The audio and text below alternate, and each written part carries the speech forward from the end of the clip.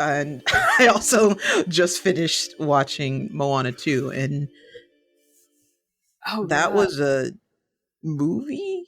That was a movie? Question mark. I I think that's appropriate. It was something. Yeah, it does seem like, from what I could tell, pretty cobbled together because it was. But man, yeah, I haven't watched it in full myself, and I'm scared too. Oh, really? Wait, how much have you watched of it?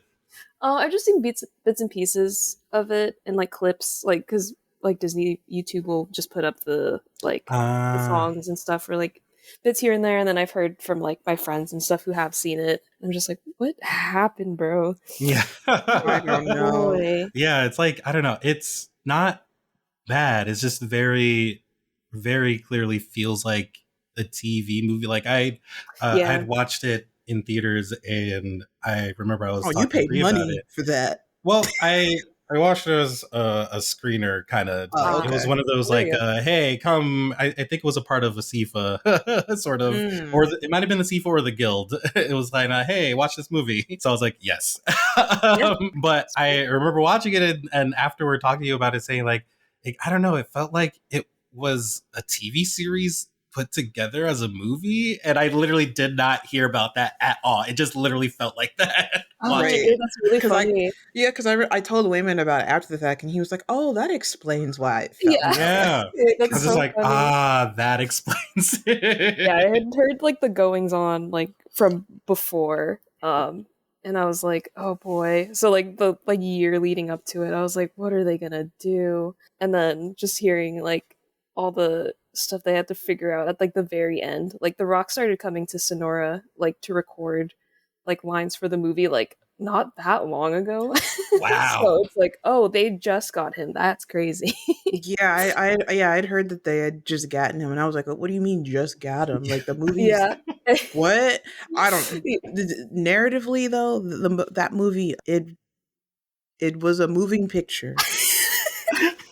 It is technically a moving picture. It is technically a film, and things happen. They went from point A to B. There was a beginning, middle, and end. And like it wasn't Jesus now, I think, right? Oh yeah, I mean, Kiana, do you care? Oh, sorry. Care about what? Do you care? Spoilers. Sorry. Oh no. Oh yeah, Moana's like Jesus now. Well, she's a demigod. Like she dies. I knew that part. Yeah, so she like dies, but then it's like that cool tattoo now. Yeah, like the Avatar state happens where she sees like all the past spirits at her grandma. But then man, now she's a demigod, and I was like, oh, okay, that's cool new toy. I don't know. So slight spoilers from Maya and the 3. Sorry, but like when that happened in Maya and the 3 at the end, that felt like I was really invested, and I was like, oh wow, Maya is like the sun goddess, and Zat's the Prince of Cats is the moon god guy now, and they're like dancing forever, and it's the Jorge cinematic universe now. Yeah. And I'm like, oh, okay, that's neat. I like that. I see how we got here. Yeah. But Moana suddenly becoming demigod at the end, and just, I don't know, it felt like we were rushing. My attention was very not there during the movie. I kind of kept being like, stuff's happening. Yeah. I don't know. I wasn't like emotionally invested like I was in the first film. Again, it was supposed to be a series, so presumably there'd be like way more time to get invested in that, but they just had to chop it up to like what, an hour and a half or whatever, however long it is. Yeah, and it felt very beat for beat, like, all right, we're introducing the new crew. Here's like inventor lady. Here's cool bro. They brought in Pua because toys. I don't know. To travel. I don't know, the film. And the villain's there for like 2 seconds.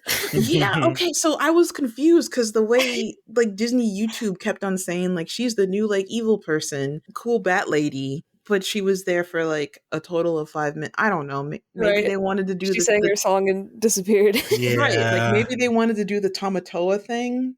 Right. Is that's what the crab guy was, right? Yeah. Okay. Yeah, but fuck. Yeah, dude. No, I know exactly what you mean. Well, Moana 2 definitely was not keeping me animated. Whoa, snap. Hey, To keeping you animated. Welcome to Keeping You Animated, guys. This is our second official episode, I guess, episode 2. Mm-hmm. Yeah. Yay. And there's a mysterious third voice that you've been hearing besides me and Waymond. Whoa. Whoa. Who is this mysterious third voice? It's me, Kiana Mai. Yay!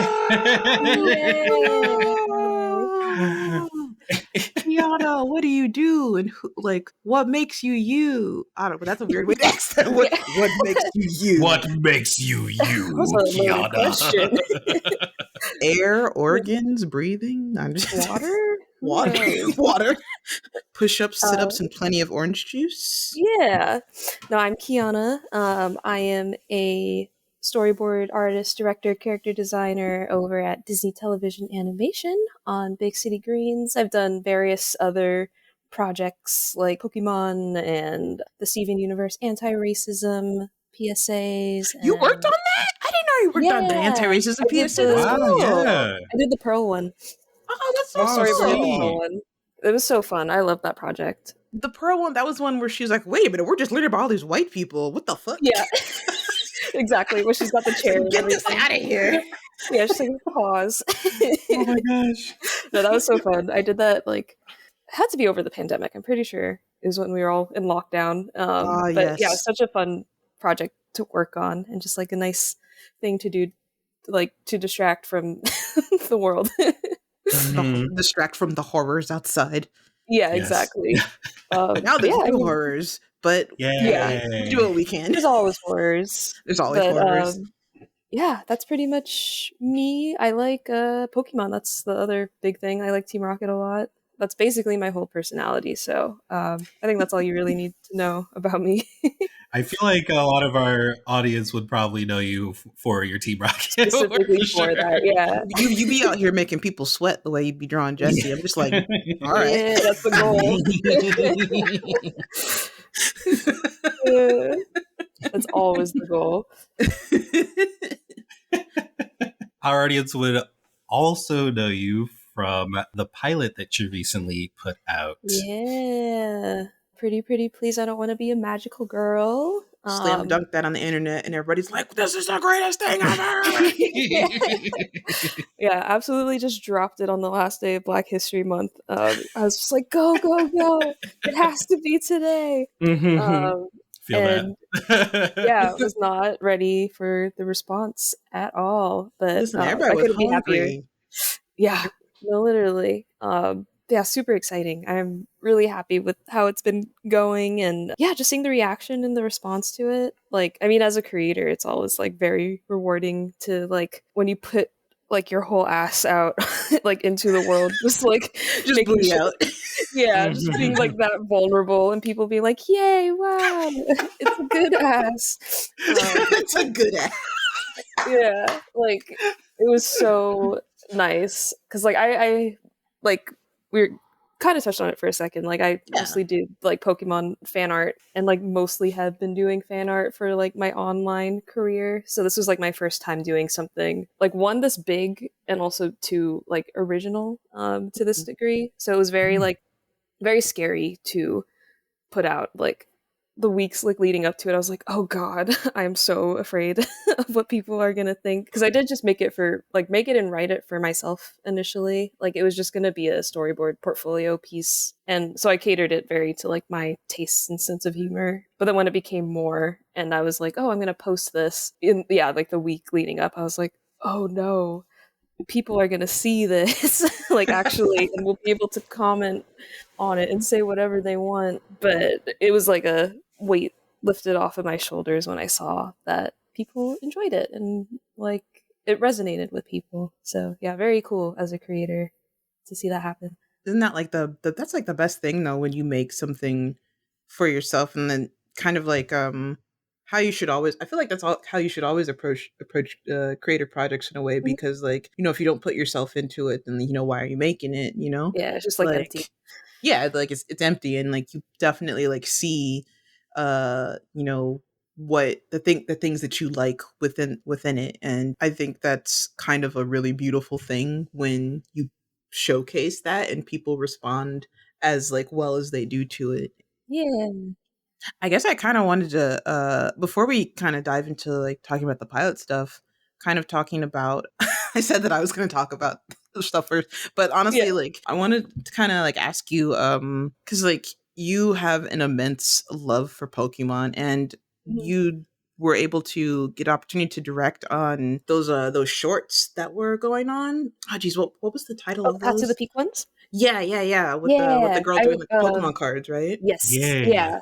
I didn't direct on them, but I did storyboard on Oh, them, you and boarded then them. That's what it was. yeah, boarded on them, and then we did actually have like a lot of like what I think people would kind of assume is like directing power, like as board artists. Like Mhm. we did a lot of rewrites to the script to like make it work and make it fit. So it was like a lot of us when we were doing it, which was really cool. But yeah, that was like absolutely a dream project to be able to say like I worked on something Pokemon, and like to be able to tell my younger self that is like so cool. Literal dream come true.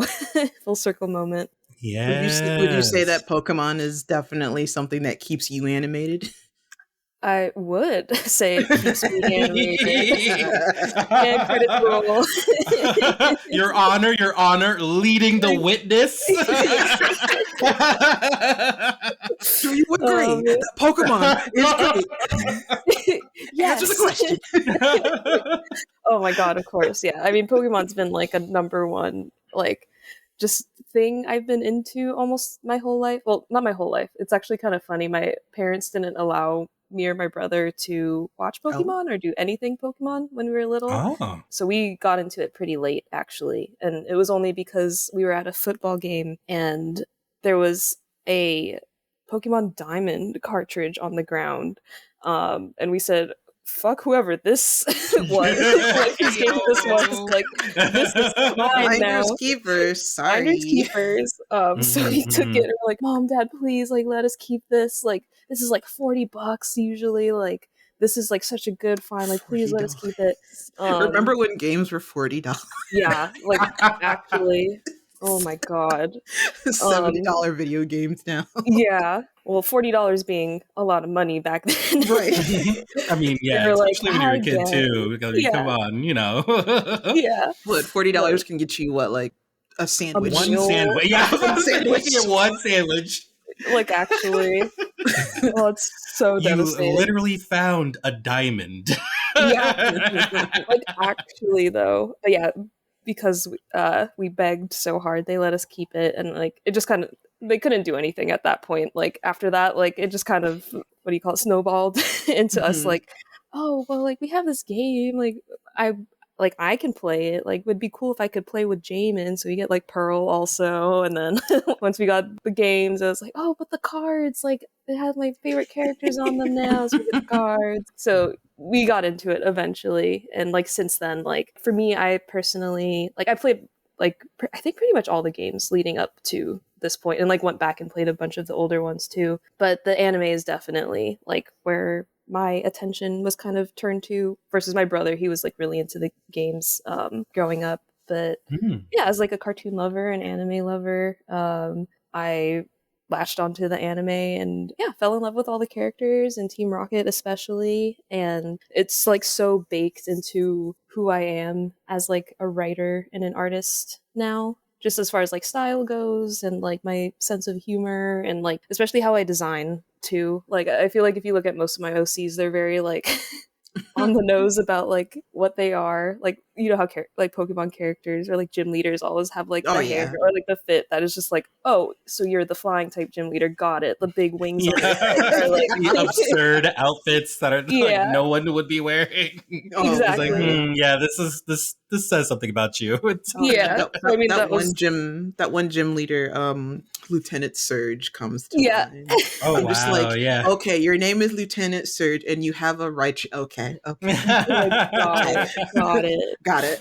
Those like Mhm. very easy to read character designs are kind of like I don't know, just how I like operate in like doing character designs. Like Ica and Zero are very like star and moon, and like every aspect of their design is like star or moon based. and it's kind of like built around that concept. So it was very like, yeah, very inspired by Pokemon. And like even Aika's hair is like, I took notes from like Ash's character design, like the little black spikes. Oh yeah, I can. Now that I'm thinking about it, I'm like, oh, I see that. Yeah, yeah. Yeah, so took a lot of inspiration from Pokemon in that way. And yeah, I don't know, all the characters were just so lovable to me growing up. And like especially like Team Rocket with like their backstories and stuff. Like that was my first time really like being at an age also where I was like, oh, I understand like this character. There's more to them than what like initially thought. Like they have like, oh my god, this bitch has a backstory. And I just thought that was She so got cool. trauma. What? She has trauma. Like I can fix her, but also like I love this. Like it really made me want to like whenever I created anything, make characters that compelling in different ways. And yeah, it was just very, very inspiring. I'm endlessly inspired by Pokemon. Like I'm sure a lot of people are. I have a quick question that I've always wondered because whenever I've seen your art, you introduced a ship that I never even thought about, and I'm just like, wait, Jesse and Ash's mom, and I'm like, can you Yeah. explain that to me because I need to Yes. know because I'm not. Like why? I need to know why because I'm like, I get it aesthetically, I get it, but I want to know like how you came to that, or maybe it's Yeah. just been a thing in the fandom and I'm not that in tune to it because I grew up Right. watching OG Pokemon when I was little. Like my first Pokemon game was Silver with like Ooh, Lugia on the yeah. cover, I and mean that's a I good never one. beat it. Yeah. My dumb little Fair baby enough. brain could not listen. I could never get past like I think as far as like I saw the red Gyarados and I was just Right. wandering around whatever town that was. Like what's And then I going on? yeah, I was like, I don't know what's happening. It's like anyway. Anyway. Do Jesse and Ash's mom even interact in the anime as well? That's Like maybe listen, twice. listen, women. You don't have to have characters interact that much for Hey, them to have I'm not chemistry. saying that. I'm just wondering, like Yeah, like I think how I'm adding to the question of how did this ship become a ship? yeah, I think they've interacted a total of 3 times over the 25-year run of the show, and it's always like very, I don't know, it's just like a typical Team Rocket interaction. The ship kind of came about because there's like another user on Tumblr who like mentioned like, oh, I saw this like fanfic of Jesse and Ash's mom one time, and I was like, oh, I'm listening because I'll ship Jessie with like literally anybody in her age like range. Like you cannot stop me. Like prior to the Ash's mom's name is Delia. Prior to the Jessie and Delia stuff, I was shipping her with Cassidy, which is like the Oh, other that Team makes Rocket sense. Oh yeah. girl rival. And I've shipped her with James before, like rocket shipping forever. And yeah, this was like another one. I was like, let me see what I can do with this. Just because like I don't know, I love the like enemies to parent is so funny to me. Because like it's already just so like such a stupid concept that these like washed up 25-year-olds are like beefing with a 10-year-old to try to get his little rat, like failing miserably. But like in the show, there's not like a super obvious pivot, but there's like a point where Team Rocket goes from just like trying to get Ash's Pikachu to just kind of like, oh, they're there for him and like cheering him on. Like if you think about it, like they've been with him longer than any other companion, like any other of his companions in the series. True. It's kind of crazy because I think after the Indigo League series, Takeshi Shudo, the head writer, the Pokemon team had to decide whether to either get rid of Misty or Team Rocket for the following series in Advance. Oh And Takeshi wow. Shudo fought really hard for Team Rocket. So that's why Misty left and Team Rocket has stayed on the whole time. Huh. And yeah, like I don't know, they've just kind of been his number one cheerleader. Like even when he like goes to like the leagues, like they never bother him anymore. They're just kind of like, go Ash, like what do you do? Like they're super proud of him. Like they are kind of like his weird aunt and uncle, more or less, like for the rest of the series. Like in Sun and Moon, like one of my favorite series of Pokemon, they just kind of practice battle together. Like there was like an Do? episode where like yeah, they come to try steal, like they still try to steal his Pikachu, and then like Ash makes them blast off, and then Jessie has like a whole arc with this little Mimikyu that she got, and she's like, okay, we're strong now, we can fight him, and then like they go back to Ash, like not trying to get Pikachu, she's just like, let's train, like I want to have this battle, I want to prove myself and prove like that my Mimikyu is good and can fight, and Ash is like, okay, like cool, we back for more, let's do it. Like it's just like a cute relationship that they had going on at this point. And like they don't even like show up in Sun and Moon that much. They're just kind of like running their little food truck the whole time. They run a food truck. I need to catch up. Like Sun and anime Moon, I highly wise. recommend. Like, Okay. if you're gonna jump into the Pokemon anime, like I really like Sun and Moon because it was Are like they- more of a slice of life take. Okay. Yeah, there wasn't like oh, Ash has to get 8 badges to go to the league. It's just kind of like, oh, they're gonna go to the mall today, or yeah, Jessie Oh has my to gosh. like help her Mimikyu find new clothes and like stuff like that. Like it's really sweet. Yeah, just The like a really Alola different take. region, right? Or is Yeah, that different? yeah. Okay. Is that the season that they're in school? Yes. Question mark. Okay. Yeah. Yeah, that's the one. It's so cute, and like the animation is great. The humor Oh is yeah, the so art like style spot changed on. pretty That's drastically. right. Mhm. People hated it, but I loved Yeah, it. there was some Like, I think controversy it's on that. so cute. It looks so good. Yeah, it looked more like the games, honestly. I don't know why people were tripping. Yeah. No, I it's like think so people just are afraid of bouncy and change. oh, absolutely. And I feel like just anytime like shonen anime fans like are very like, oh, our shonen pro tag needs to be cool and look badass all the time. It's like he's 10, first of Yeah. all. He's literally 10 guys. Relax. He's a baby. Like he's allowed to be He's a like little the like least wild. Bamf. Let him be Yeah, not Bamf. exactly. Yeah, I love that series. And yeah, the Team Rocket relationship with Ash, I think had like at a certain point like the writers realized like they can't do this forever. Like we got to change it up like a little bit. Mhm. So like with them still trying to get Pikachu, there's like yeah, just little bits of them just kind of more so being rivals more than anything. Mm. Or like a minor inconvenience. And yeah, I don't know, I love that. Like they always like look out for each other too. Like there's been not like a number of times where like Team Rocket will save Ash or like help him with something, or Ash will help them Yeah. and vice versa. And it's like, oh, they are kind of like a little family. And I like to literally make Jesse his family by dating his mom was just such a funny concept to me. So it started off as like, oh, this is just like a funny haha joke, but then Oh, that's how it that's always always how it starts. starts. That's how it Always always how it starts. Where it's like, oh, Oh, wouldn't that be this funny? is how it And starts. then you're like, oh, but actually though.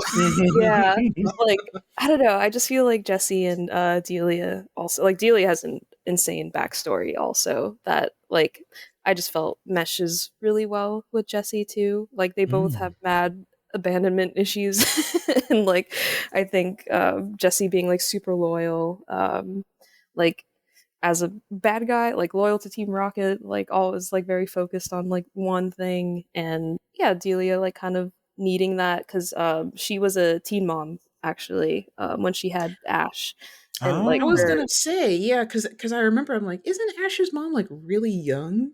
yeah, she's like 29 in the series, so she was like Oh. 18, 19 when she had Oh, Ash, and like damn. the dad dipped like immediately, and like her mom passed away like right after Ash was born, so she was Kiana, just like, where's all this lore coming from?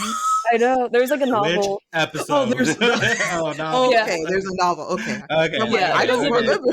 I'm like, Yeah, wow. Like I remember when Mr. Mime came around, but I don't remember Yeah. all that. yeah.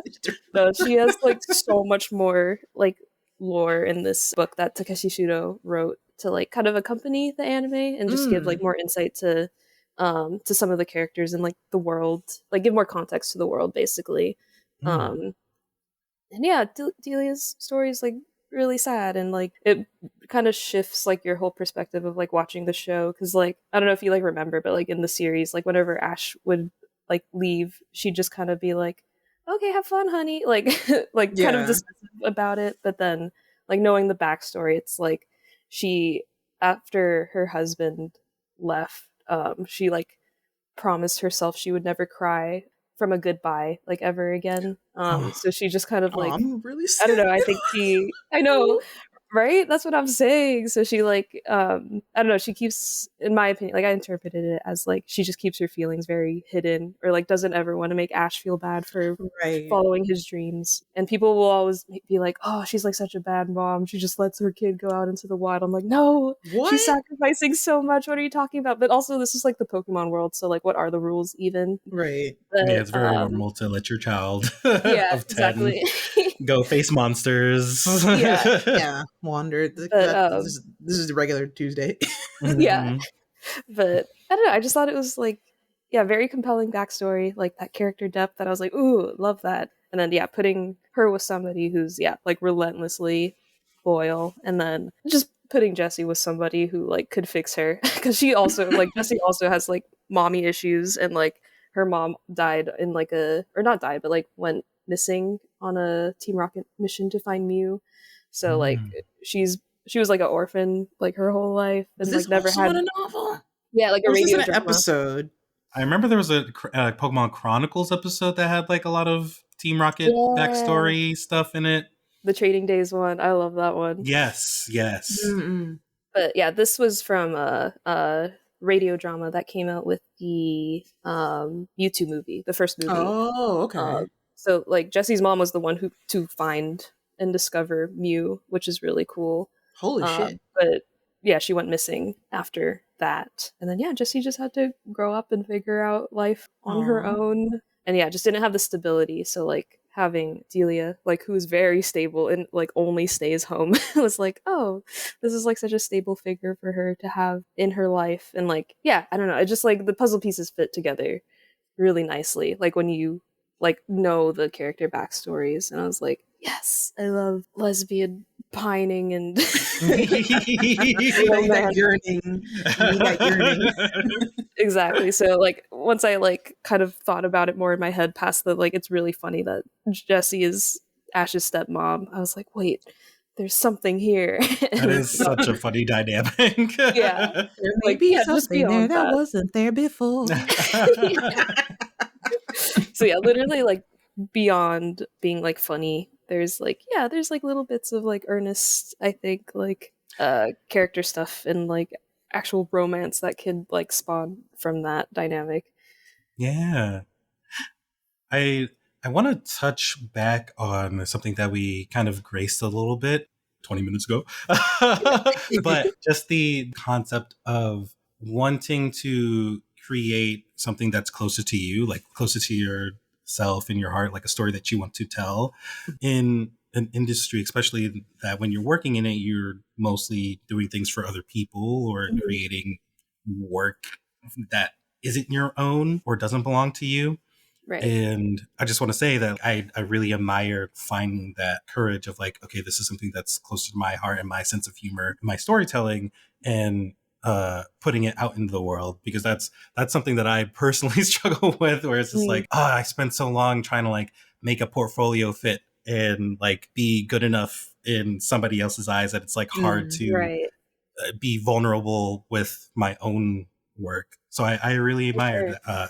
admire you for that. Yeah, I mean that was like a hard thing for me to grasp also, and like something yeah I didn't like again really didn't do until maybe this past year. Like I was always very happy to be a cog in the machine, like just like oh yeah, I love helping people make their stuff. Like I have the benefit of being on a show where I can put my voice in still. Mm. Like it's a half board driven hybrid kind of show, so like Mm. a lot of like the jokes and stuff that I do are very based on my own sense of humor. Yeah, my sensibilities, but it's still like, yeah, somebody else's work. And yeah, I didn't feel comfortable until recently to like, yeah, really try to make my own thing. Like there's also time, like the issue of like, Right. oh, I'm working a 9 to Yes, 5. that's Like also when a do I huge part. yeah, when do I find the time to do my own stuff? But I don't know, like when you have that limited time doing personal work, I feel like some people tend to, yeah, really do stuff that, I don't know, will cater to an audience, or like, oh, this will do well online, or like, yeah, they're making it for somebody else, even if they're not like, even if they say they're making it for themselves, it's like, oh, you still want like the validation of like, Right, exactly. There's Right. like this hidden like ego thing where it's like, okay, there is a little bit of like, okay, I want this to fit or do numbers basically. I want this to do numbers or fit with the audience or something, or like whatever demographic. Yeah, and I definitely like I think had that mentality kind of growing up and like getting to this point in my career. Like that's why I largely did fan art. I'm like, oh, this is what people connect with. Like people will engage with this more than if I show my original ideas. But I don't know, there's like something really nice about being honest with yourself. And then going back to like the finding the time thing, like with that limited time, I think it's smart to like, I don't know, do like really self-indulgent stuff. Like do stuff you actually want to do and like are gonna have like a fun time with. Like otherwise like you'll burn out really easily. I had like that moment like I think a few years ago. Like I think it was like 2023. I did not post like at all. Just because like the year prior I was going so hard, just like was it maybe 2022. I think the year prior, I was like just cranking stuff out. And like, I got so tired. When 2023 did come around, I was like, I'm only going to draw something like if like I have free time, and like if I'm going to use my free time for anything, it's going to be for something I actually want to do and really enjoy. And that was like kind of when I started doing the Jessie Adelia comics. I was just like very self-indulgent. I was like, nobody's going to get this ship. Like nobody knows about it. Like I don't care. I'm just going to do it because it's funny to me and I like doing these and they're easy for me to draw and I'm happy doing them. And yeah, like the response was like really good still, like even if it was like super niche and like yeah, very catered to my own taste, like still fan art, but like I mean clearly very out there. But like I don't know, you can totally make stuff that like reaches other people. I was talking to somebody else about this. Like I feel like doing niche stuff nowadays like really hits with people. Like I feel like when you're appealing to like a really broad audience, like or like you're appealing to everybody, you end up not appealing to anybody at all. Like it's just very safe and like it's like okay, well what's the point? So I think by doing like niche stuff or like stuff very specific to you, like people can really like feel the heart in it, and it also just feels like new and like original. It's like a different take, and yeah, I think people crave that nowadays. Like they don't need like the everyman story. They just want to see people's specific stories and experiences. And I feel like I like a lot of like media like that nowadays, like just like the weird stuff. Like before Smiling Friends, Michael Cusack's YOLO show, like god, YOLO Crystal Fantasy. That show is nuts. That show is crazy, but it's so good. Wait, what's it called? Adore it. YOLO Crystal Fantasy is the first season, and then each season there's the third one just aired last week. It's just so a crazy adult animated show, weird humor, weird animation. Very. Wayman, have you seen Australian? Have you seen the Rick and Morty Bushworld Adventures episode? No, I hadn't. Yes. I hadn't Oh seen man, okay. Well, I just googled this, but I did see. Yeah, I have seen at least one episode of the show. I didn't remember the name of it. It's nuts, but like again, it's so like weirdly specific. Like the humor is very specific. I feel like the animation is like, it's not something that people usually would be like, oh my god, like the animation's so beautiful. It's like quite the opposite. It's like very crude, but like I don't know, there's something very real and like visceral about it, and it's just like funny. So like I love stuff like that, and I feel like Smiling Friends like kind of similarly does that. It's a little more polished. A lot of the timing in Smiling Friends is like really weird, but that's what makes it funny. Like you'll have characters just like, I don't know, suddenly like running up from one point of the camera to another, like on ones, and just go like, and you're like, what are you doing? Yeah, it's like, oh my god. It's the best. Horrifying. Yeah. But what is your favorite Smiling Friends episode, Kiana? I have to know. Oh no, that's such a hard question. Okay, well, what is one that you really enjoy? Maybe not favorite, but one that you enjoy a lot. Man, I mean the Alan episode in season 2 was really good. So good. Like Gwimbly too. Like I can do my iconic dance for $5. Like every joke in that episode was a banger. Ew. It's so funny, and it's just like tight, and like they like nailed that like polygon like early 2000s like PS1 look. Like even the mic blowing out when he gets angry is so good. Just like artistically done. Oh my gosh, I think I've only seen clips of that and it just scared me. I was like, it's terrifying. I think I'm You should- scared of smiling friends. Yeah. I've only seen a Like, couple oh. episodes. Yeah. The first episode, which was like about like the suicide dude, and I was that scared me. I was Desmond. like, I don't know if I can watch this series. Yeah. No, that's fair. And the last episode of the season, because a friend of ours, the Brazil one. Yeah. And I was like, this is pretty funny. But yeah, first one is very intense. I definitely like if you do want to get into it. The first episode I usually show people is the shrimp one. Mm-hmm. That I think that's 2 or 3. I think. That one's. Oh, fun fact: the song in that is done by the guy who did the original Pokemon theme. Oh, wait, which song? In the Pim's Fantasy montage. Oh, it is. It is. I was like, wait, I know that voice, and it's the Pokemon guy for like the original English Pokemon song. Bringing it back to Pokemon. It all comes back. It all comes back. It all comes back.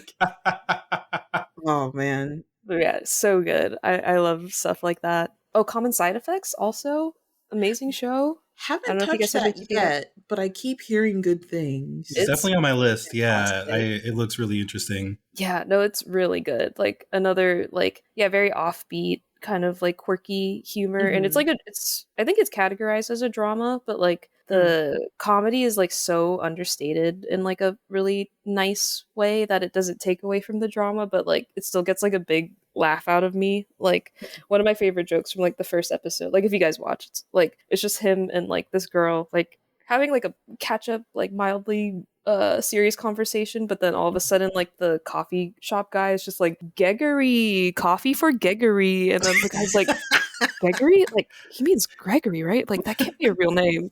And then they get back to the conversation, and then like a second later, like the guy comes up, he's like, oh, coffee for Gregory. He's like, oh my god, that was his name. Like it's like such a weird and like funny bit to just like throw in there like out of nowhere, and it's become like a vocal tick for me now. Like I'll just randomly be like, Gregory. Gregory. Oh my gosh. That's so pretty fucking good. Yeah, I can't recommend that series enough. It's just like, it's gorgeous and yeah, really funny and like super compelling. Mm-hmm. Yeah, I'm excited for the rest of the season to air.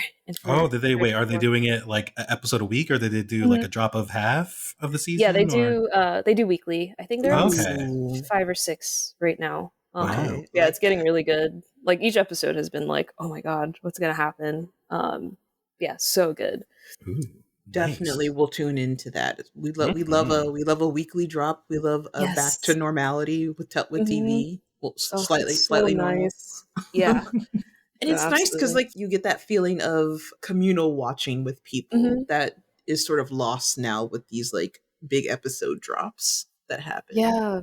No, it's just like, yeah, you lose the like, for one, you don't give people like enough time to like watch and like really internalize like what they're seeing. But yeah, when it comes to discussion, I feel like when there's just like an episode, like a season drop, it's kind of like, oh, when you talk about it with friends, it's like you're talking about the thing as like a whole. Right. It's like, well, all right, we talked about this for 20 minutes. Cool. But like with like a weekly drop, it's like, oh, you could talk about like the episode and be like, oh my god, what's gonna happen, and like theorize stuff, and like you have more, like it elongates the conversation for like months or like however long it's gonna like it's coming out for. Like I never understood I guess I understand why they maybe tried the binge model. Because it was working for Netflix.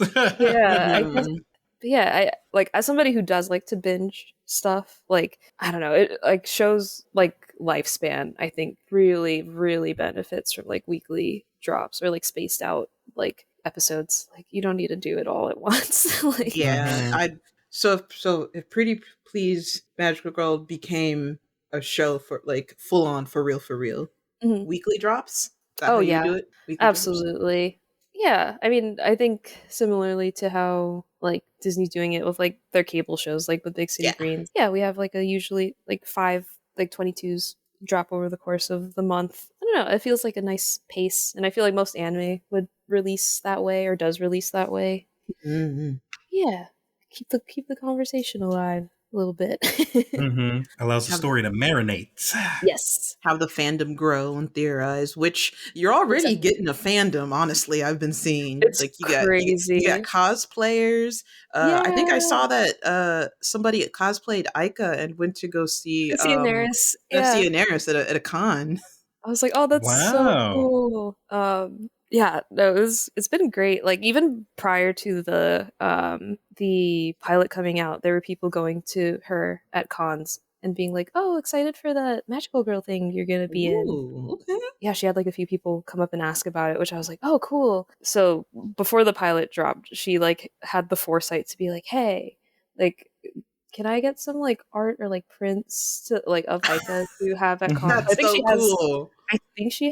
prints of her there, which is like really cool. It was like nice of her, very nice of her to like have faith in me that like, oh, people are gonna be asking about this because I was like, That is oh, I really don't know. cool. Yeah. So you're gonna end up with a big stack of Icon posters at the end. But yeah, hopefully, yeah, people get those and enjoy. And yeah, I'm really glad that yeah, it worked out that way and that people really like the characters. Like I always go on I've been going on TikTok every day and like in the tag and just seeing like all the crazy edits people are doing. And it's like, Oh wow, my it's like really gosh. impressive what you guys could do with an 11-minute like animatic.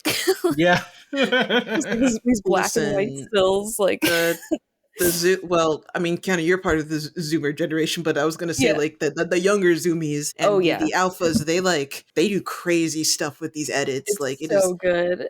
my sister likes making she's nine well she's 19 and she Uh-huh. likes making fan cam edits on TikTok of Yeah. different anime and I'm just like, "Wait, what? You can do Yeah. that like with your phone? That's the software we can do?" I was Right. out here making AMVs on Windows Movie Maker when Right. I was that age. We No, they have have like specifically like CapCut and like software to right, make that's what edits yeah, and stuff. CapCut. Yeah. It's great. I'm like, But "Wow, yeah, so technology." cool. It's like, wow, technology specifically for AMVs. This is we're like we've come so far. We have come we have come so far Mhm. as a society Yeah. No, to but it's make been yeah, amazing. Yeah, seeing fan art pop up and like video reactions too. I wasn't expecting like a lot of Mhm. like big YouTubers and stuff to take a look at the pilot. Yeah, I saw a Yeah. VTuber who's also a voice actor that I follow, Alejandro. Oh yeah, yeah, yeah. Alejandro Yeah. Saab. Yeah, because he's a Akihiko in P3 and Yeah. I saw that he was reacting to it and I'm like, "Ooh, Yeah, no, nice." he's great. It was so funny, like him immediately shouting out the Jesse Delia stuff. I was like, "Oh my god!" Really putting me on blast there. But no, he's so nice. I met him in person at party that Ash's voice actress, Sarah Natacheni, like held Mhm, like when the anime ended, like Ash's story concluded. mhm. Mm. And it was so funny. Like we were watching like the finale, like on like the big screen outside. Like first of all, very cool experience to have like voice actors like from the Pokemon series watching it and then like doing the voices and just like getting so rowdy. I was like, this is awesome. That's cool. But then like afterwards, like there's like a shot in like the final in that episode where like it's cutting from all the characters like wow being proud of Ash and like it goes from like Delia and then like it has like a shot of Team Rocket right after and then like afterwards he came up to me he's like I saw that shot Delia to Jesse is like I get it now and I was like oh my god literal crumbs but thank you so funny no, he's I wonderful saw you up there, you know. yeah exactly That's They you. did, they did that just for you. They knew you were watching. That just exactly for They're like, me. Kiana they Mai's watching this did episode right now. We're gonna do this for yeah her. we got to give her something Oh my gosh. no but he's So yeah he's funny. so great so I was like it was really funny to see him yeah shout that out immediately but yeah I was really happy he enjoyed it because like clearly like a lot of his friends are also Mhm. like he's friends with like a lot of the cast so it was really cool of him to yeah watch and support yeah really nice of yeah these YouTubers to show my stuff to their communities and yeah just get more people like into it it's also I just think like good feedback for me too to watch and be like oh this is like the stuff people are reacting to because like when I watched it or like would show it to people it was always people in like my art circles and I feel like we would laugh at like very like specifically like the expressions or like the really little stuff but then I remember showing it to or my girlfriend showed it to her like lawyer like law student friends. So I was Mm-hmm. like, oh, this is gonna be interesting. I don't know what they're gonna laugh at. And it was Mm-hmm. like interestingly enough, like they didn't laugh at like a lot of the jokes I thought were like the funniest. It was always like the more like written jokes. Oh. So like I didn't think like Zero saying like gasp, double gasp, triple like I didn't think that was that funny when I wrote it. I was just like it's something, it's just like a little extra something to this bit. But they like love that part, Hey, well, and now I you was know what like, makes a lawyer laugh. yeah, I guess so. Yes. But yeah, it's been very interesting, like seeing, yeah, like because some of the reactors are like have like some experience in animation or like watch a lot of cartoons, so they Mm. latch onto those kinds of things. And then there's some who are just like black YouTubers who are just like black and like watch it for that. Listen. Vincent screen Yeah, black. which I loved. I was like, yes, Black, we love to black, see it. black. Yeah. Listen, when But I then, went to yeah, the Game Awards for the first time, Whitman and I have a friend named Morgan, and we went with her and our other friend Sheila. And every time we've gone, every time there's like a black character on screen in that yeah, trailer, we're like, black, black, yeah. black, Exactly. That's black, what you yeah, black. do. Oh, it's like We're like, so hell good. You're yeah, just like, black. oh my god, just like that, like solidarity, or that, like it's like sad that it's kind of a surprise, but like The it's Key and like it's Peele nice skit. to It's see. just like, yo, thank you, my I brother, feel like but especially okay. Yeah, I feel like exactly. especially with a genre that you're diving into that doesn't typically have black Mhm. protagonists leading or having these sort of powers that the Ica has in the show. Yeah, It's like, yeah, it's very, very it makes it very exciting. yeah. No, I'm glad it reached that audience. Like I was definitely like while making it, like Mhm. it was for me, but like I did have like yeah black anime fans in mind, and like it was really important that I made the characters black. Like I wanted Aika to look like me and my friends, and same thing with Zira. The fact that you like have diversifying the skin tones for your characters, and Melanin. like you get that very melanin in there, and like just having, like, for me as a black femme person who really fucking loves magical girls in anime, Yeah. seeing it made me tear up a little bit. I got kind Oh. of emotional watching it, and I think I remember messaging you and Teams. I'm like, my husband and I watched it during lunch and Oh we really yes. liked it. Yeah, that made me so happy. It was like oh there I wish I remember her channel name, but it was like this yeah, young girl, and like she opens up like her reaction video with like she has like the Sailor Moon wand, and like Oh, just like every like all her like magical girl stuff in the background, and I was like, "Oh my god, yes." And then like by the end she was like, yeah, choking up a little bit, and like it like really yeah, it like touched me, and I was like, yeah, this is like why like I'm doing this, or like yeah, like why I like it's so important to make stuff like this. Yeah, that reaction made me so happy. Like just seeing her like she like it was really funny because she had watched it already, but she recorded a like another reaction. Like she prefaced it with being like, "I've already seen this, but I want to watch this with you guys." And like she's like quoting it as like like she was watching, and like hitting like the zero pose. I was like, "This is like making me cry. This is so sweet." But yeah, it was like such a nice like experience, and like also a good reminder of like yeah, this is like the reason why we do the things we do, and why like we create. Yeah, we just want people to feel seen, so that absolutely. was like really special. And then like even Yeah. like on top of that, like as a black and Japanese creator too, I was also like I wasn't sure how it would be received like overseas, or if overseas would receive it at all, because like Japanese it's kind of audiences like it, right? That's what I've kind yeah, of been like, seeing. it Yeah. was nuts to see yeah like Japanese like people in the quotes being like, oh, this is so fun, like I love this, and like Japanese people doing the like doing fan art and stuff like Oh, that's awesome. yeah, because like I don't know, it was very special to me to be able to like yeah make something for like black audiences and black anime fans, but then also reach like yeah like other Japanese people who like I wasn't sure I would reach at Mhm. all. It feels like such a far away like place or like audience that's like so different from Mhm. here.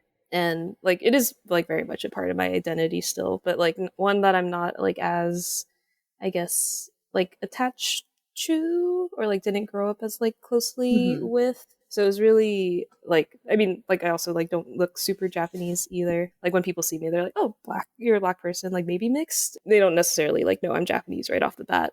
So it was really like special to be able to reach that audience as well. So yeah, it meant a lot to me to be able to do good by both my communities.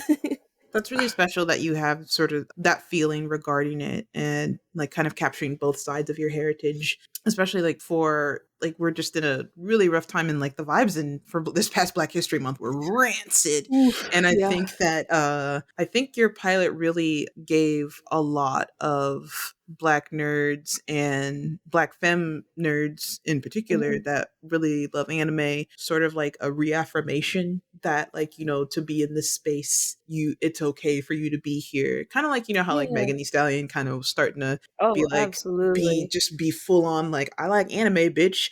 Leave me alone. Exactly. And dudes are still like, oh, like she's fake. And it's like, what do you mean she's fake? She literally said Yu Yu Hakusho is like one of her favorites. That's like, that's not, you can't fake that. Get out of here. There's videos of her in high school being like, listen, we as anime fans are bullied. And I'm like, come on, guys. But but yeah, I really think that, like you said, like making something that sort of is special to you, and even if it is niche, really shows up more authentically. And for the Black femme nerds that are really into anime and magical girl stuff, that really, as one myself, that really like sort of just was like a reaffirmation that, you know, it's okay to like the things that you like. Because I mean, I remember growing up. That happened. I remember growing up. I was a child once, maybe. Yeah. That's what they tell me. Sounds fake, but okay. my memories are made up and digitally inserted into my mind. I remember growing up. But I remember being made fun of for really liking Inuyasha when I was in junior high. I was like in 7th or 8th grade. And because like the other Black girls that were there wanted to jump up outside, but I wanted to stay inside and watch Inuyasha. And then they made fun of me for like wanting to do that and be like, when are you gonna grow up out of those cartoons? And now I'm like, I don't know. I'm 31 with a baby and I still like cartoons. Leave me alone. And just the fact that like, you know, Black people gravitating to anime as much as they do, because they find like such, I don't know, we love it a lot. And I think that when it comes to sort of like magical girl stuff in particular, like you were saying, Wayman, like it's just we don't see ourselves like ever in that space, period. And the most I can the only dark skin and dark skin is a stretch because they keep taking away her melanin. Magical girl that I can think of is Sailor Pluto. I was gonna say, Sailor Pluto. Like she just gets lighter and lighter with each iteration. Like the manga, like Naoko, like really filled in like, you know, the lines in there, but then the anime just kind of like, you're like, what if we just got rid of that? And I'm like, guys, stop it. Yeah, come on, please. Oh man, yeah. I mean, when you like something, you want to be able to see yourself in it in some way, like especially like in a genre that's so expansive as magical girls. It's like not even one. Like I guess we have like Winx Club. Winx Club is one like magical girl, like not anime, but like it's a magical girl show. But even then, like they didn't really treat her. Yeah, they whitewashed her, and then they I think she's back now. Like I think recent designs, like she's brown again. I'm pretty sure. I think they fixed it. They changed her name like twice too, right? Yeah, because Kiki Palmer was her at one point. Yeah, weird treatment. Oh wow! But yeah, her name was Aisha, I think, once, and then they changed it. And then there was like a moment because I tapped into Winx Club for like a hot second because I was like, what's going on over here? I remember when it was like playing on WB or something back in the day, and I think that was Fox. the only time. It was on Fox. Okay. Fox. But I remember there was like an episode where she was trying to like do her hair for something. Oh, I remember this. Yeah. Yeah. And then like the witches, the witchy sisters like cast a spell on her and like ruined her hair, but her hair ruined was a fro and she was crying. And I'm like, what? That's actually a really cute hairstyle for her. Yeah. And then like she ran away sobbing. And I'm like, y'all don't know how to. What? Yeah. Oh, you know, like even, I guess there's also I feel like that kind of links up with like Miraculous Ladybug. Yeah, that's true. But even then, I that's hear like French anime. I hear they don't treat their black characters very well in Ladybug. Not really. I wouldn't say. There is one more. It's Italians again. I think it's Italians. Yeah. Tarani in Witch. Oh, Yes. Yes. See, Yeah. but the fact that we have to think really hard about it, I'm like, count your Like, wow, hands. Yeah. sweet. We're like, No, ooh. Yeah, no, it's like I hope that like this inspires like more magical girl stuff, or like actually someone who's been doing this before me, Pearl Lowe, has their That's yeah, right. Wheels and Roses. Wheels and Roses. Yeah, I'm excited coming for out. that when they get done with that. Yeah, I'm super excited for that one. Yeah, I mean, like when I saw like the designs and like also it being like animated too, I was like, oh, this is gorgeous. It looks so pretty. Yeah. Like the teaser getting like animation, I was Lee like, Cree ooh. on it. Mhm. Oh my god, Lee Cree the goat. Shout out Yeah. Lee Cree. Yes, shout out. That's just gonna be goated. So I'm very excited for that one, and yeah, I hope people like also receive it in like the same way, like or has like the same success, or like if not more. Than, I think it will. Mhm. I really think that like black characters in the non-usual like kind of fantasy spaces that we want to be seen in, Yeah. that mainstream media just seems to refuse to let us be in, is something that animation and even just like regular folks that don't even watch animation that often are craving. And I really think that stuff like, what Pearl's gearing up to do, and then like, what you put out, I think people want to see those things. I mean, that's partially why like I'm working on a pilot too, like Wayman, like self-indulgent, witchy vampire romance black girl things. Love that.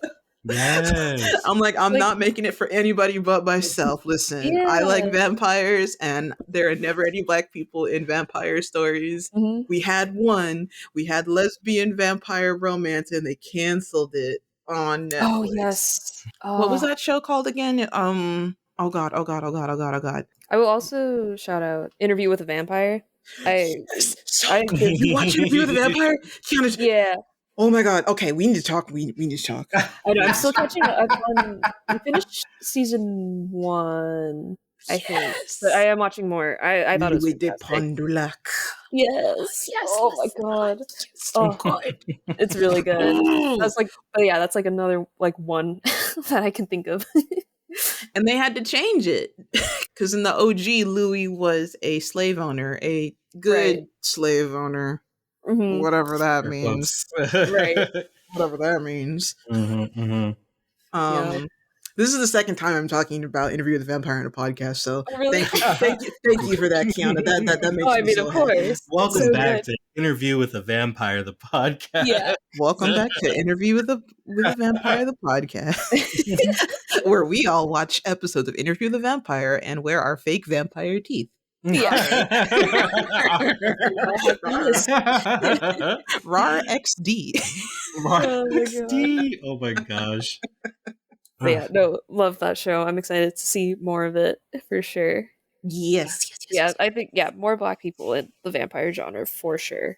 Mm-hmm. And just like any genre period. Like I don't know, we're allowed to exist in anything. Right, without people yelling at us. Like, come on. People were bitching about black dwarfs in the Lord of the Rings show, and I'm like, dwarfs don't exist. They can be whatever they want. Like, why exactly. Like, why are we making these like imposed rules? Like, do we really care? Do we really care that much? Right? Do you really care? Or what was it? It was like a mermaid can't be black because in the water that far down, like their skin, it's and I'm like, what? And it's like the fact that you're trying to find a reason or you're investigating a reason for them not to be black. It's just, you got to look within yourself and ask, why? Why do you not racist? I'm just stating the fact, like, it's not real. A mermaid's not real. A dwarf isn't real. Like, calm down. Relax. Exactly. Go drink some water. Go outside. Eat a sandwich. I have a kind of creative question going back to Pretty Please. And it's, how do you know when it's ready for the world to see? Like, I know you were like, okay, it has to come out. How you wanted it to come out Black History Month, so you had that deadline. But how do you know, like, okay, you know what, like, how do you let it go into the world? Yeah. I Yeah. just How do you let literally I go? didn't like again like it started off as like a like portfolio piece and like I did it like I boarded the whole thing like I wrote the whole thing in one night and boarded the whole thing over my 2 month hiatus. So it was like whatever I come up with, this is it. Like I it just can't like I feel like you can dwell on an idea and like go in circles with it like for a long time and like overthink it, which is I think what used to scare me before was like, oh, I need to make it perfect if I'm gonna put it out. Like it needs to be like perfectly thought through. Like I need to have like the whole story in mind, like when making this. But then like, I don't know, it just kind of hit me that like, first of all, it's not real. Like it's just like it's gonna be my portfolio piece. It's like my thing. Like I can change it later if I want to. Yeah. Like I just like I want to make this thing and get my idea out there. Like why toss it around in my head forever? Like instead of just doing it. So having that like really quick turnaround deadline, I think really helped. And like setting that like 2 months, that's all you get to work on it and write on it. Like and Wow. then whatever it is, that's what it is. And it was So there was good. never yeah, it worked out Yeah. great. Yeah. But yeah, I don't know. I think for creators, like it is like like again, it's a very hard and vulnerable thing to do, and like people will like sure like there might be criticisms about it, like if it's not perfect, but like nothing's perfect, and like Right. usually I feel like sometimes trusting your first instinct on stuff is also like valuable for certain things. Like yeah, sometimes the first idea is the best one. Like Aika's design and all the character designs were also my first pass on them. Like I made them very quickly and like I just didn't give myself that like time to like get in my head about it and overthink and like do all these little tweaks. Like just do it like I had fun drawing it. Like I can draw these characters like a bunch if I need to. I'm going to Right. make this storyboard in 2 months and yeah, I'm going to be done with it. And I think that really helped just like put like a healthy pressure on myself to like try to make it good like on the first Yeah. go, and then also execute it in like a short amount of time and like set like limitations for myself so it doesn't like get too out of hand. Like doing like what I could accomplish in 2 months rather than like I'm gonna give myself a year to make this, and then it's like then you give yourself the time to like go back and change stuff and then like Right. overthink it. But I think setting like those deadlines, like hard deadlines for yourself, is really truly super helpful for just making the thing and like sticking to it Mm-hmm. rather than getting in your head about it. Because sometimes like I feel like if you get in your head about it, then like sometimes it could end up worse because then you're just like you have like tangled up ideas in your mind and like you lose sight of like what you're actually trying to say or do. But Right. I think with like Yo, doing it yeah. on the first pass for me, like I felt like I had just like a very like it was like so quick that I was like, okay, this is what I want to do and what to execute, and like just doing it kind of right then and there was like, okay, I accomplished what I wanted to with this Right. already, rather than like going on for a long time and losing sight of the initial idea. Mm-hmm. Yeah. Did Yeah. you? It's Speaking like to my heart for sure. Cause I definitely struggle with that a lot with my own stuff. It's like, all yeah. right, I'm just ruminating and ruminating. And now it's like, it's completely lost or it's like so different that I don't recognize it. Mhm. Yeah. No, I mean, You've got it's good like a ideas, Way. Oh, thank yeah you. Oh my gosh. Oh my You are gosh, talented. guys. Aw. Validation station up in here. validation station. But I think it's like it's a natural thing for creators to do. It's like, you want to put your best work out there and make sure it's really thought through. But I don't know, I think people should trust their instincts more. Like especially you guys, like you've been like in the industry before or have like created before. Like, you're professionals. You know stuff and like you should trust your instincts and Oh, I don't know anything, Kiana. I'm just here. I'm just no, a I don't guy. believe you. I'm I just a Mind don't believe empty. dude. you. At empty. Man. Half the You time, I gotta don't know believe in what I'm yourself. doing. I mean, I felt like that for a long time too. Like I think it's that same feeling. Oh man. Like you never really No, but feel you're like right though. You're right. Joking Yeah. aside, you are absolutely 100% Yes. correct. This is a great conversation. Let's segue into animation news. A A lot of stuff Ooh, happened. lot of Maybe. stuff yeah. probably happened. Probably. Well, the Oscars definitely happened in the past month, Mhm. and not going to go through all the categories and everything, but Nah. notably the best animated feature winner was Flow. which was very surprising. I still haven't seen Flow, but I was very surprised that an indie film won from Latvia. I'm so happy that an indie film won. It's really it feels pretty. It's so good. Yeah. So wait, did you watch it, Kiana? Yeah, like it's incredible what they were able to do like with so little. I'm assuming like Yeah. it's such a It simple is. story, but like it's very Yeah. effective. What's it about? I just know it's the cat movie.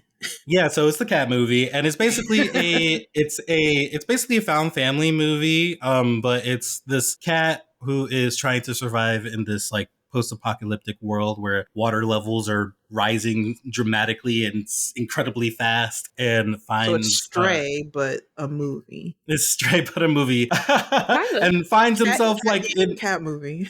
Well, Yeah. yeah, because Stray was like more robot interaction, and this one is just like more mixed animal species, and kind of just found family within that sort of aspect. Yeah, animals And helping each other and not.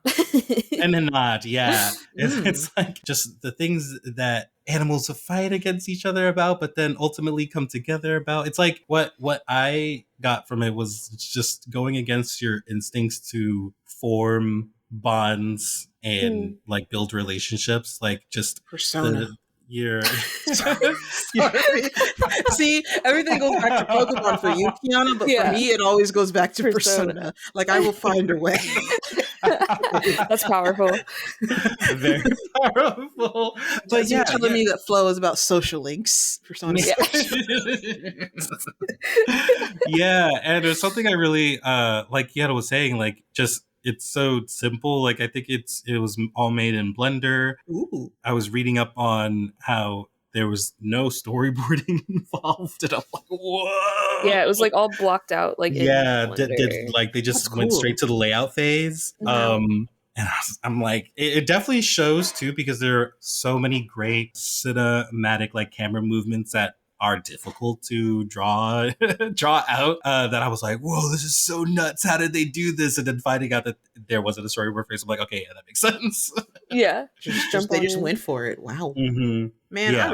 I honestly respect that. You just have the fortitude to just be like, nah, I'm just going in. Like, you know what? Yeah, sure. Go ahead. Do it. Yeah.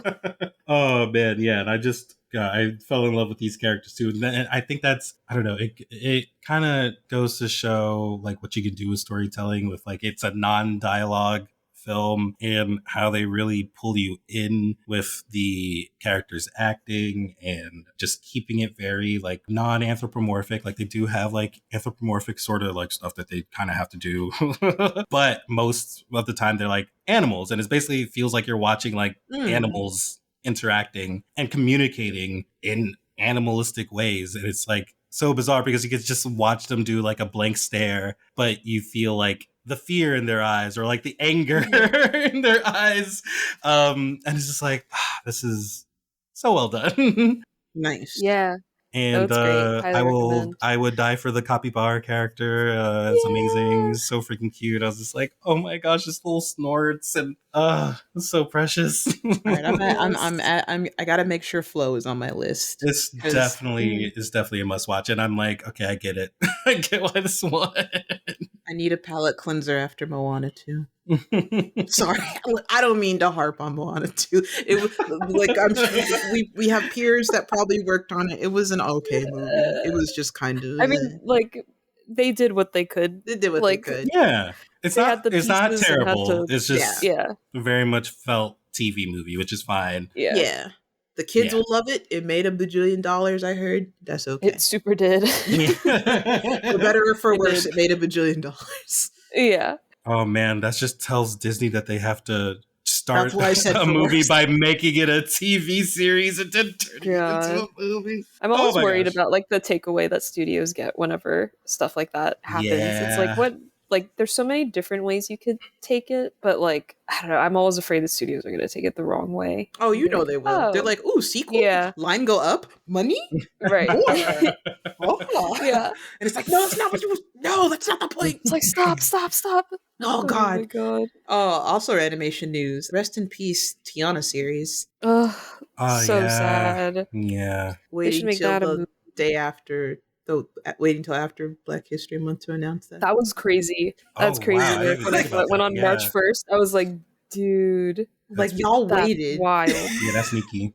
Like, come on, They guys. knew exactly what they were Exactly. They're doing. like, yeah, we can't, we can't post this news on Black History Month. Like, there's a part of me that Wild. almost wishes they had done it during that, because it's like the vibes are already rancid. Like, just do it. Like, I don't care at this Yeah. point. Just do it. Fuck it. Like, if you're gonna tell me the bad news, just tell me. Don't leave me Right. on, y'all. I mean, we're gonna get that little Oh man, special, whatever it is, but What was their special? I didn't yeah, hear about they the said that. special. So the article in the trades, like Variety or whoever Hollywood Reporter that put it out, they said that we're not getting the series, but we are getting a Tiana special thing, whatever that Interesting. is. Yeah. I don't know what that means. I It's guess gonna be the series stitched together like a TV movie. Those two gangbusters, we gotta start making series that turn into movies. Listen, I would prefer if they had done that with the Tiana thing, like just strung that shit together like they did with Moana. But it just seems like this is some new thing that has nothing to do with what they were doing. Gotcha. At least based on the article, Interesting. that's the way it seemed to be interpreted. And poor Anika Noni Rose, like it seemed like it hit her suddenly because she like posted on her Aw. socials about how she was really sad, but thank you for all the support for every like hashtag Tiana Tuesday, which I didn't know was a thing. I guess it's something that people do on socials with like fan art and stuff. Oh, that's And cute. Aw. going to the park, supporting the ride. Which again, that's also wild. Like I thought the whole point of the series was brand synergy because of the fucking ride. Like Yeah. like what? Ah, sorry, I'm angry. Yeah. Oh, But such like wild news to get. Mhm. Just very like, why? wild. Like why? I no Just idea. weird decisions being made everywhere. Mhm. Absolutely. But yeah, Anika Noni Rose was like, yeah, like just when the special comes out, support it and be very loud about it. So it seems Yeah. like she's trying to say like, please like let people know like you want more Tiana content. Mm-hmm. So hopefully that happens. Please, I love her. I need more. We will see. And I guess another good so we had good news with Flo, sad news with Tiana, and then somewhat bittersweet news with the special. And I guess a cool animation news thing is that the Devil May Cry animated series dropped a full-on trailer and will be coming out next month. Yes, next month. Ooh. Oh, I On didn't know it was that Netflix. soon. Yeah, really soon. Nice. And it is the EP of that is Adi Shankar of Captain Laserhawk. Is that the show? I've heard of it. Yeah. I don't know if that's the show. Yeah, Captain Laserhawk. It's like Ubisoft characters. I know Rayman's in it. Oh. I didn't watch Gotcha, it though. gotcha. I hear it's like very queer, which is also very nice. I'm And listening. My interest is piqued. you're like, men, Excuse men, me. men, Oh, men. question mark.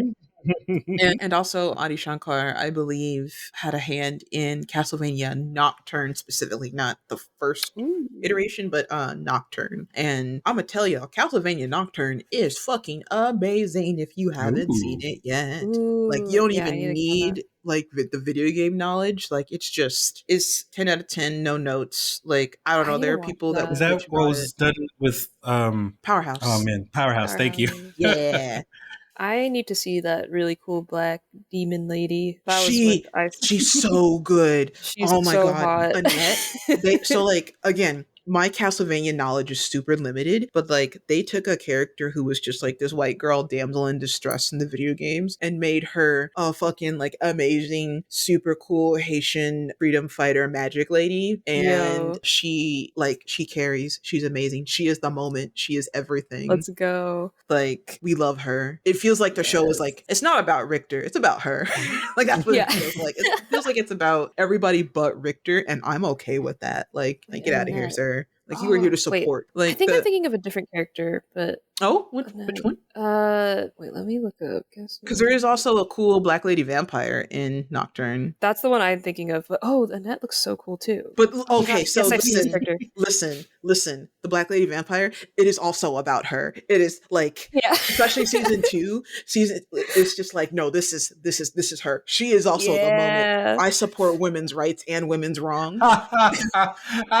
Drolta? Yes, Oh yeah, that's this amazing. girl. Yeah, Drolta. Like Jolta. Oh, Listen, so listen. pretty. The show is Oh about my Annette god. and Drolta Yeah. and Maria, the little blonde French girl who's like, man, I'm a revolutionary. Like, it's great. It's a Oh, good it show. just looks I so feel like I good. need that on a shirt. I support women's rights. Women's rights. And also That'd we be have like So a good. good and quote. listen, and also we got really good queer toxic romance between an indigenous vampire man Ooh, okay. and a French religious soldier guy who's like quietly like, yeah, I'm gay, but the Lord, but But also my vampire indigenous hottie though.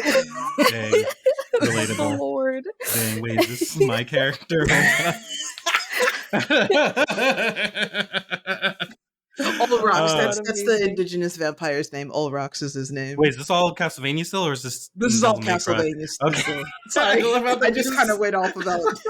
Sorry, Castlevania came out a while ago, but listen, y'all Yeah. need to go watch that. But yeah, Devil May Cry anime got announced. Shout out to Shakira Presley, a writer on the Yeah. show, and Heck yeah. I'm very excited for Yeah. it because we haven't had Devil May Cry content since Devil May Cry 5 dropped. Yeah. And I really enjoy this series. And there also hasn't been an anime since like the mid 2000s. I think Studio Madhouse animated for the OG anime series. And Ooh. I don't know. I just wanted to throw it out there that it's coming out, and that's something that's been making me happy. It looks Just good. being Like from excited the for it. trailer that I saw, like it looked really like it looked pretty and then also it was funny too. Like I was like, Yes. oh, okay, good Yeah, sense of humor. Like that's I'm like gonna the check core this of out. the series, it feels like. Dante's an interesting character because, like, if you follow the games, Devil May Cry 1, the games are so there's 5 games and they are not in chronological order at all. The chronological Yeah. order via the timeline is actually 3, 1, 4, 2, 5, if I'm not Yo. mistaken. Yeah. Okay, Amazing. so I think you literally just started the sequence for the number pi. I think that's Oh my literally god. 3, 1, 4, 2, 5. Happy Friday. Happy Pi Day. We're recording this on Pi So Day, so funny. that is significance. Yeah. And like Dante's personality kind of shifts throughout it because in Devil May Cry 3, he's like, Gotcha. I'm young, cool, and like, don't fuck with me, funny guy. But then trauma happens at the end of 3, and then in 1, he's like, cut my life into pieces, but I'm still kind of funny though. But Right. and then Devil May Cry 4, he's like, oh wait, no, sorry, 2 comes before 4. Sorry, my bad. The timeline is stupid. And then 2, he's Yeah. like, ow, the edge, Shadow the Hedgehog. Right. And then Wait, when does 4, he cut his hair and it goes black? Because he starts out white hair, right? But in newer games, oh, his hair is sorry. black. So black hair, that is a Different universe. that's a different developer. Um Um, so Dang. Capcom gave the series to a Western developer to create like their own like AU Devil May Cry game. And um, people didn't like it. yeah, I remember. I Mm. recall there was controversy. So much so that he is in fandom being called Dante or Dino. Like Dang. that's what we call that Dante. We call him Dante Mhm. or Dante. Dino. That's great. And that game has some good stuff in it, but it's also got some stuff that's like, that's kind of like men made this. That's not great. Mm, Right. mhm. Yeah, but yeah, Dante's personality just kind of like goes up and down because he deals with trauma, but then also is like funny guy. And then Devil May Cry 5, he's just like, I'm a grandpa, and I'm like, woo! But I've got trauma, but woo, I'm a grandpa. Oh my gosh. Just how I like my grandpas. I got trauma, but woo, I'm a grandpa. Listen, I've been a Oh. fan of Devil May Cry for over like 15 years at this point, because the Hell yeah. series is old. But I'm very excited for this new show, and yeah, the animation looks really good. People online complain a lot, and like I saw people being like, "Oh, the animation looks bad," and Where? I don't know. And it's a similar thing that I think I brought up in our last episode when we talked about your friendly neighborhood Spider-Man. And I feel like just to reiterate again that I think there is this sort of like American or maybe even mostly Western, I guess, animation fan obsession with like the smooth Like animation has to be on ones, has to be Must full be Sakuga. 60 frames per second. Right. And I'm like, I don't know, y'all. Like, if you can hit those poses, like that takes talent. That's enough, you know. For Mhm. sure. And especially for us as board artists, like we understand that like framing and composition, like that's kind of what you need Go a in long order to way. sell it. That can go a long way. Mhm. And I Yeah. think a lot of people lose that. Or not lose it. A lot of people, like the average Joe, like doesn't quite know that. Yeah. And also like studios never want to invest enough money to actually pay people to do crazy animation, because like I would love to see more of it too, but like Mhm. we can only do so much. Right, we can only do Mhm. so much, and I guess that's a nice segue. Sorry, we're rapid firing through the animation news, but I suppose that's a good segue into Toon Boom. Toon Woo. Boom, yeah. Yeah. So Yeesh. recently, Toon Boom, the animation program company that is famous for Swordbird Pro, I've never Harmony. heard of that. What is that?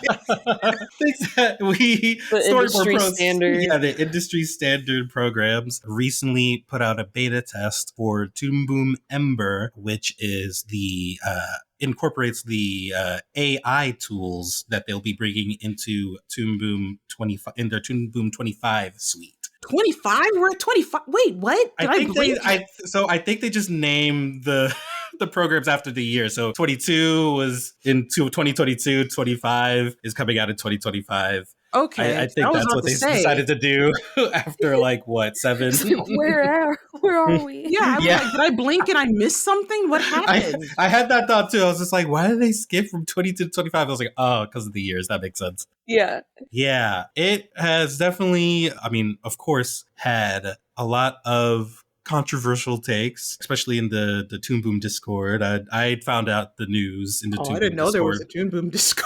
Yes, so Toon Boom has their Discord where they like, they announce stuff, and that's where I saw the announcement. Mm. And man, the reacts on that, I can tell you, they were just lighting them up in the Well, react yeah. I'm emotes. curious because, like, what are your guys' thoughts? Because Wayman, you're a director, and Kiana, you're boarding now, but you have experience as a director. Like, as Yeah. Well, let directors, like, me what do you guys think about it? Because, like, I'm just a revisionist here, but like, curious, like, what and for like someone in your level of pipeline, like, what are Let your me thoughts? just run through the things that Oh are yeah. AI tool powered just to give like a little bit Mm. of perspective. So what will be AI powered is script breakdown. So you can import your script into Storyboard Pro and it will divide the script into scenes based off of what the script has marked as scenes. So you'll just auto generate those blank scenes for you as setup. It will have rough track generation. So it will read through the script and create voice AI scratch dialogue for all the characters in the script or whatever characters you want. I don't know exactly how they have that setting set up, but that's the basic gist of it. Mask generation. So the ability to mask out certain things on images that you import in easily by AI, and increasing image resolution and expanding images that might be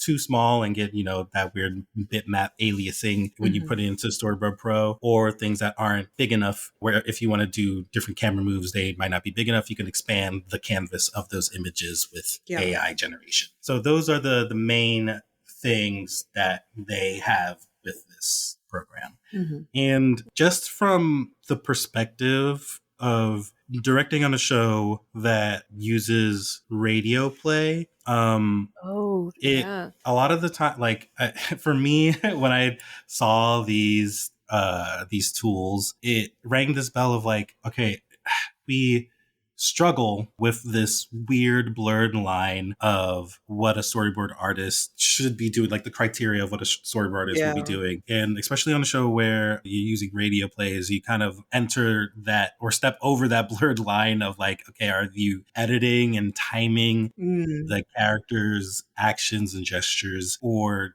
not? And I definitely think the rough track generation would make it easier to make that blurred line even more blurred and stepped over. Yeah. And it's hard too because I can see where it can be useful to be able to automatically get a script breakdown. But at the same time, I think it kind of just makes me think, and I haven't like tested out any of this stuff, but it makes me think, okay, if AI were to break down the script the way it thinks the script should be broken down, am I going to be wasting time having to go back and fix the things Right. that it's That was my automatically thought, done, thinking that, oh, this is what it looks like, so this is how it should look like, where I could have been doing that myself. So that I guess I kind of like crossed the bridges there with the rough track generation and the script breakdown. Yeah, that's so But interesting. Yeah, to yeah, hear like yeah, on your end, like because I work on Big City Greens, and Big City Greens is a like I was talking about before, like a half kind of like board driven, half script driven thing. So we have a script, but like we're largely rewriting. So when I heard that, I was like, well, I'm never gonna use this, like because I right, have to yeah. like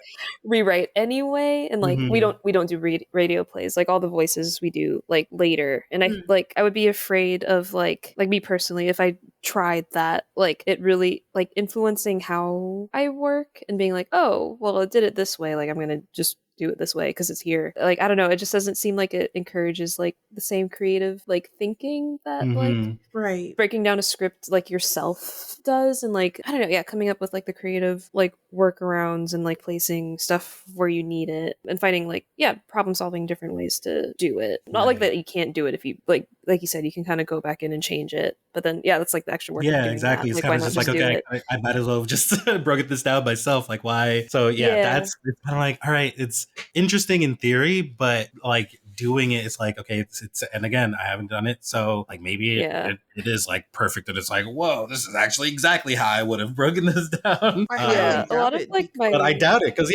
this is like first generation, especially because this is first generation stuff. It's not going to be exactly how you want it. my reaction to most of like pretty much all of these was just like, okay, anyways, like Yeah, like I exactly. was just like, I don't know what I'm gonna Yeah. do with this, I guess. Like what's the point of like Hmm, hmm. especially like I very much more side eyeing like the generative side, like AI side of Yeah. it with like the backgrounds and like Yeah, that that kind of really. thing. It's like Hmm, it's just like why hmm, and like to what extent, I guess also. Hmm. hmm. I don't know. It's just like it feels like it's also adding to like this weird like, oh, boards need to be perfect and like we need to have perfect backgrounds in these also. And it's like Yeah, that's Exactly. not our right. job also Exactly. anyway. Yes. Like the layout artists and the background designers will handle that if they have a Right. problem with it. Yeah. Like why are we even bothering with trying to make the board look perfect? Right. Like Yeah. Like Yeah. and That's such a great generating point. it. I feel like I Yeah. see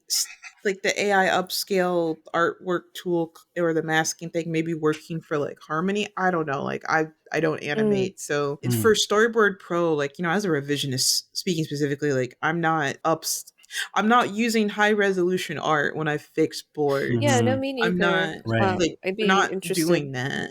Hmm. Yeah. Like the mask, like maybe, because like I mean, Storyboard Pro already does have like the auto mask thing, like if you Right. hotkey it. Hmm. It's So like is it just like it kind of learns like in your scene like which ones to do that to? Like I don't know. I don't Mm. know Like again, either. it's just like It it's feels like it's a redundant. hotkey. Hmm. Yeah, like it's a hotkey already. Like if I need it, I'll Hmm. use it. I don't know why it's here. Yeah. It just Like I don't want it Yeah. to like also go in and make mistakes for me. Like Like I wonder, right. like, did they? I'm sure they had to, but it just kind of feels like it almost feels like a storyboard artist was not asked what they wanted, what they actually need. what they I need. mean, Yeah, they definitely. I mean, they I'm sure had they to have. did. Yeah, they had But to, then but at the same time, it's like it definitely feels like, okay, this is the new technology that's coming up, so we have to like Like do something. do something with it. Mhm. And of course, there's the very hard against like artists, especially against this technology being integrated into the tools that we use. One of the things that they highlight in their press release of it is developing new tools, quote, developing new tools to support artists, not replace the craft of animation. But it feels like slippery slope to Yeah. Yeah. integrate the like generative AI Also, into. AI voice is crazy. Yeah. Yeah, For that feels like scratch. honestly that would take more time. Like if you're trying to do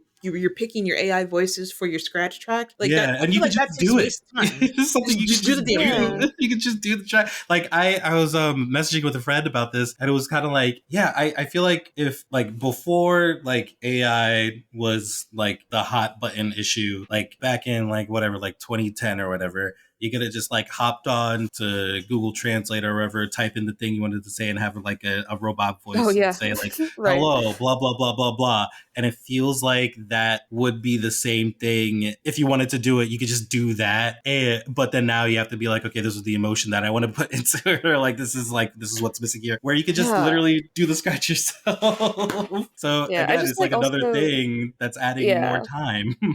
Yeah, I also just don't like the idea of it, like just training AI in general, like using it to like Hmm. training it off Mm-hmm. of scripts also, so that it Mm-hmm. like Yeah. knows like what emotion it's supposed to be Mm-hmm. like emulating or anything. It's just like why are we giving it that power? Like Yeah, in the Mm-hmm. first place, definitely like another slippery slope that it has access to, like, our scripts and what we're doing, and it's like, what are you using that data for? I don't know. yeah, So it seems like most sport artists we're all kind of like side eyeing it, and we're like, what are yeah. you? Hopefully, Toon Boom receives the feedback and is like, maybe this ain't it, guys. Yeah, I'm very curious to know like the thought process because like yeah, what we were saying is just like they felt like they needed to do something, I guess, Yeah. but then like they have to know, right? I Like do most of us like absolutely, because especially with that quote I said, like they know what a lot of artists like fear and worry yeah, is about it.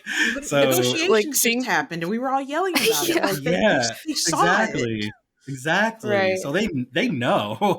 The Uh, responses on like the Twitter comments were also just so weird that I saw like people being like, "Hey, what the fuck?" and then they're just like, "Oh, we kindly ask that you like give this a chance," or like it just felt like, "Oh my god, like this is so like that felt like AI responses." Like Yeah.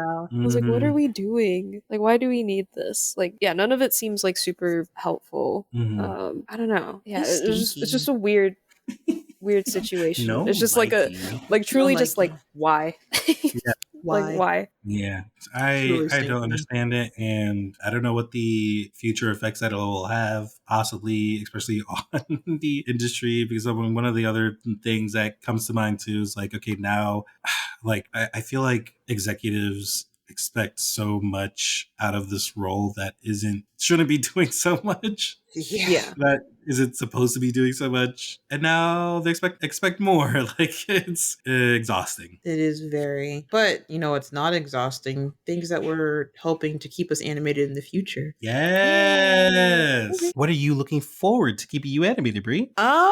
I don't know. I said this last time, I guess my baby, because I love her, and I Aww. just love that little bean. I don't know. I guess something that I'm looking forward to is just continuing to work on my pilot with you, and because that's fun. I like doing that, and I want to get back into drawing my little stress fursona. It feels weird saying fursona Cute. because I don't like cats, Say it.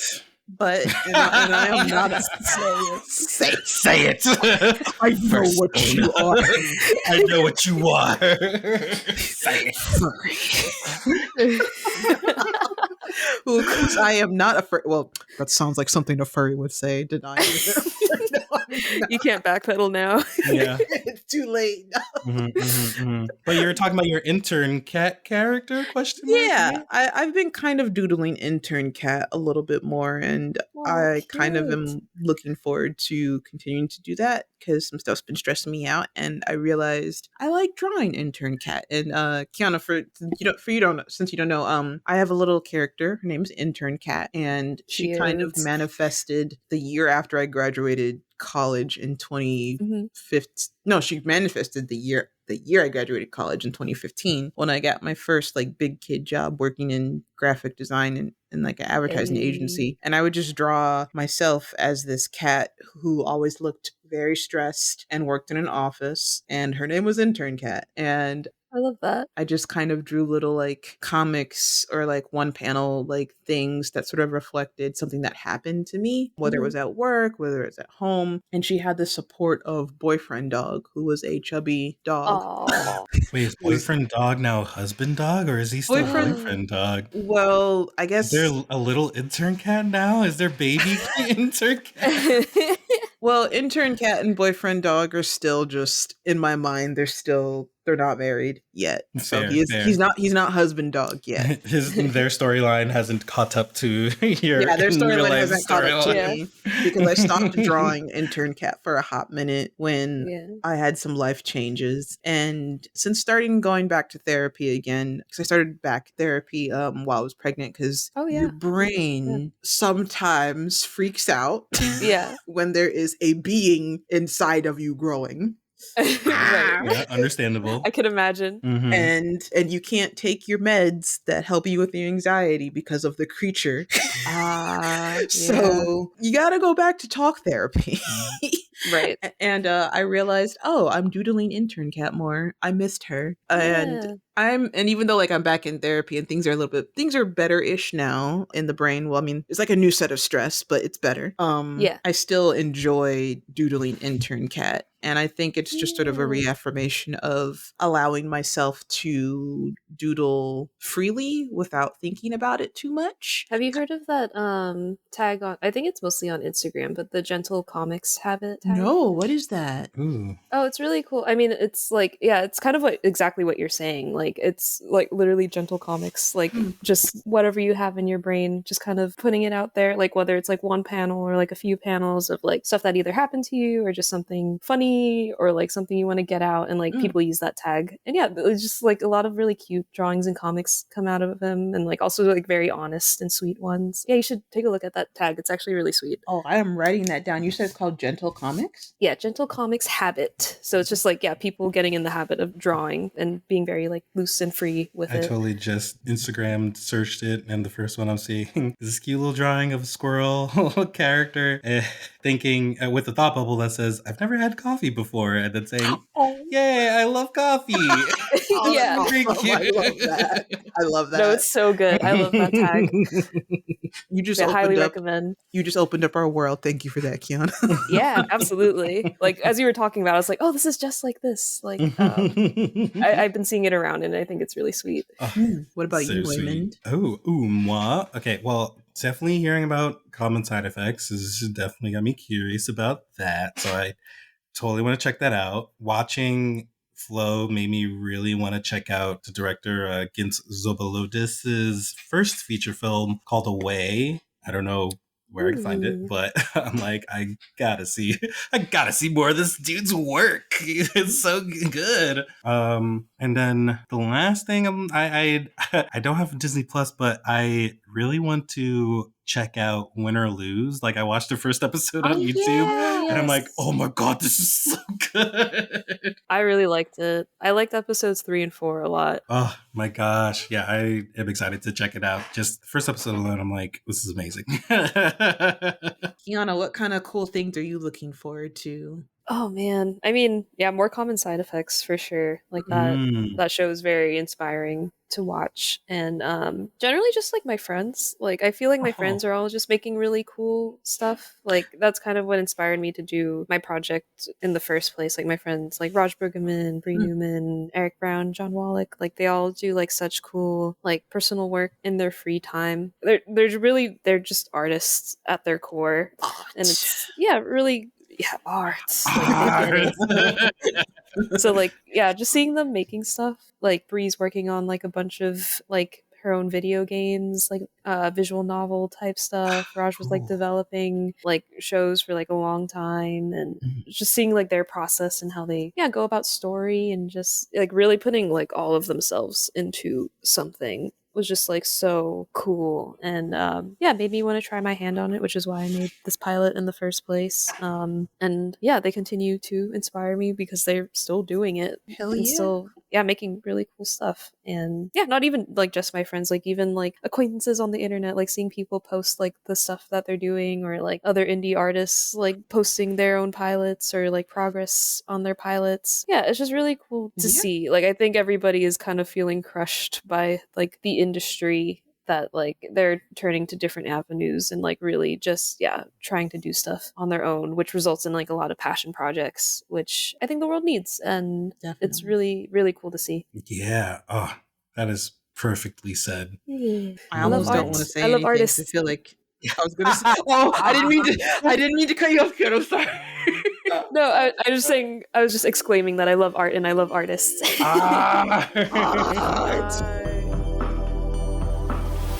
Thanks for listening to the podcast. Be sure to follow us on Instagram and Blue Sky at Keeping You Animated. And listen for more episodes by going to keepingyouanimated.podbean.com, on Spotify, or Apple Podcasts. The views and opinions expressed on this podcast are of the respective individual and do not reflect the views of our employers. Thanks, guys. Until next time. This episode was edited by Man Lightfoot, with music by Ergo Funk.